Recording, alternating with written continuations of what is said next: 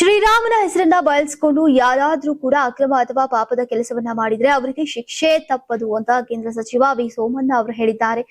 ದಾವಣಗೆರೆಯಲ್ಲಿ ಸುದ್ದಿಗಾರರೊಂದಿಗೆ ಮಾತನಾಡಿದಂತಹ ವಿ ಸೋಮಣ್ಣ, ಶ್ರೀರಾಮ ಮಂದಿರ ದೇಣಿಗೆ ಹಣದ ಅವ್ಯವಹಾರ ಆರೋಪಕ್ಕೆ ಸಂಬಂಧಿಸಿದಂತೆ ಉತ್ತರ ಪ್ರದೇಶ ಮುಖ್ಯಮಂತ್ರಿ ಈಗಾಗಲೇ ತನಿಖೆ ವಿಶೇಷ ತನಿಖಾ ತಂಡದ SIT ತನಿಖೆಗೆ ಆದೇಶಿಸಿದ್ದಾರೆ ಅಂತ ಹೇಳಿದ್ರು.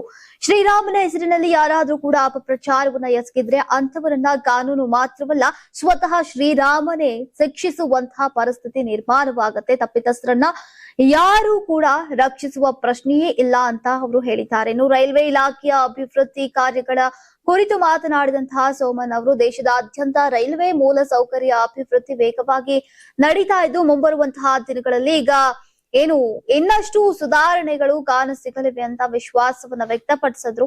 ಈಗ ರಾಮ ಮಂದಿರ ದೇಣಿಗೆ ಪ್ರಕರಣದಲ್ಲಿ ತಪ್ಪಿತಸ್ಥರ ವಿರುದ್ಧ ಸೂಕ್ತ ಕ್ರಮವಾಗಲಿದೆ ಅಂತ ಅವರು ವಿಶ್ವಾಸವನ್ನ ವ್ಯಕ್ತಪಡಿಸಿದಂತಹ ಸೋಮಣ್ಣ ರೈಲ್ವೆ ಅಭಿವೃದ್ಧಿ ಕಾರ್ಯಗಳ ಬಗ್ಗೆ ಕೂಡ ಆಶಾವಾದವನ್ನು ವ್ಯಕ್ತಪಡಿಸಿದ್ದಾರೆ.